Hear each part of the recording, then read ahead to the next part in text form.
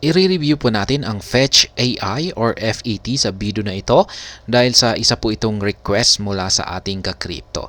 At syempre, para na rin po sa mga hindi pa nakakaalam or hindi pa nakakakilala kay Fetch AI. Pero bago po tayo magpatuloy, ay nais ko lamang po munang bigyang linaw ang aking disclaimer kung saan ang nilalaman po ng video na ito ay hindi po ito isang financial advice.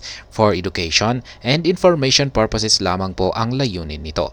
Nais ko na rin pong magbigay babala na wala pong kahit anumang group chat ang Pinoy Crypto Trader.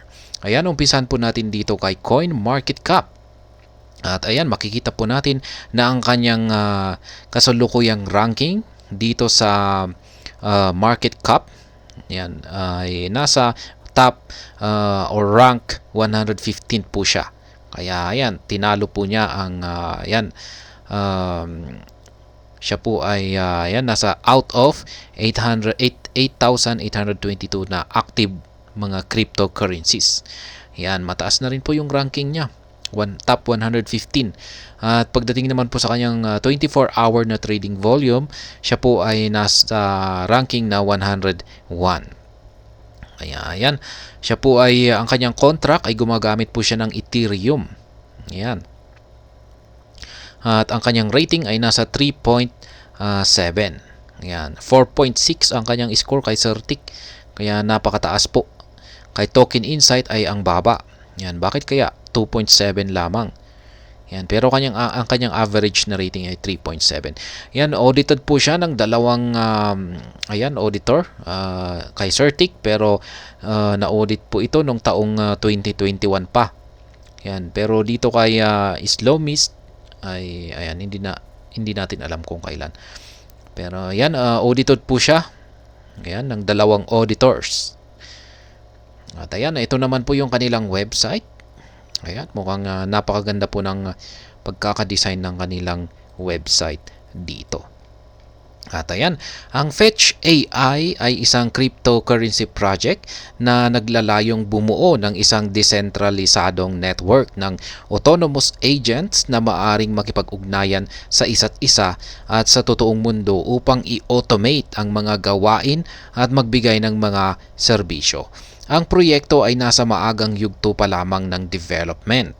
Ngunit may potensyal itong magbago sa paraan ng ating pakikipag-ugnayan sa internet at sa isa't isa.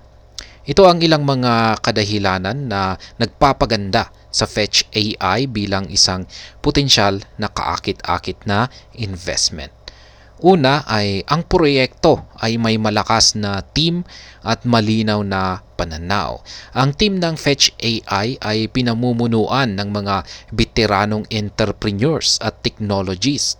At ang proyekto ay may malinaw na pananaw kung paano bumuo ng isang desentralisadong AI ecosystem.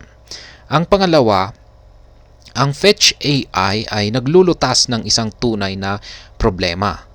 Ang kasalukuyang AI landscape ay sentralisado at kontrolado ng ilang malalaking kumpanya. Layunin ng Fetch AI na i-decentralize ang AI at gawin itong mas accessible sa lahat. At ang pangatlo, ang Fetch AI ay may lumalagong ecosystem. Ang ecosystem ng Fetch AI ay mabilis na lumalago, na may mga bagong proyekto at partnerships na inaanunsyo palagi. Ayan. Gayunpaman ay meron ding ilang mga risk na kaugnay sa pag-i-invest dito kay Fetch AI. At yan, meron na rin po tayong tatlo. Ayan, tatlong mga risk, posibleng risk. At una ay ang proyekto ay nasa maagang yugto pa lamang ng development. Ayan, ang Fetch AI ay isang medyo bagong proyekto at ang kanyang teknolohiya ay nasa ilalim pa rin ng development. Ito ay nangangahulugan na may risk na ang proyekto ay maaaring hindi magtagumpay o ang kanyang teknolohiya ay hindi maaaring maging epektibo tulad ng inaasahan. Ayan, pangalawa, ang cryptocurrency market ay volatile at alam na po natin yan kung medyo matagal-tagal na po tayo rito sa cryptocurrency. Kilala ang cryptocurrency market sa kanyang volatility at ang presyo ng Fetch AI tokens ay maaring mag-fluctuate ng malaki. Ito ay nangangahulugan na may risk na mawalan ng pera sa iyong investment. Ayan. Pangatlo, ang Fetch AI ay nakakasagupa ng kompetisyon mula sa iba't ibang mga proyekto. Ayan, meron pong matinding kompetisyon. Mayroong ilang iba pang mga proyekto na nagtatrabaho sa mga katulad na problema, katulad ng problema na sinosolve ng Fetch AI. Ito ay nangangahulugan na ang Fetch AI ay maaring hindi makakuha ng sapat na malaking market share upang maging matagumpay. Kaya ayan, competition. Ayan, sa kabuuan, ang Fetch AI ay isang high risk, high reward na investment opportunity. Kung handa kang tanggapin ang risk, ang Fetch AI ay may potensyal na maging isang napaka-lucrative na investment. Gayunpaman, mahalaga na gawin mo ang iyong sariling pananaliksik at maunawaan ang mga risk na kasangkot bago mag-invest dito. At ayan, hanggang dito na lamang po tayo sa video na ito mga ka-crypto. Sana po ay inyong nagustuhan ang aking paliwanag sa video na ito. Kung inyo po itong nagustuhan, pakiclick lamang po ang like button nito.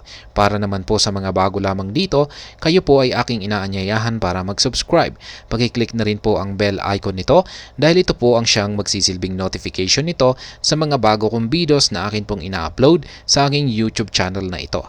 Marami pong salamat sa panonood. Ingat po tayo lagi at God bless po sa ating lahat.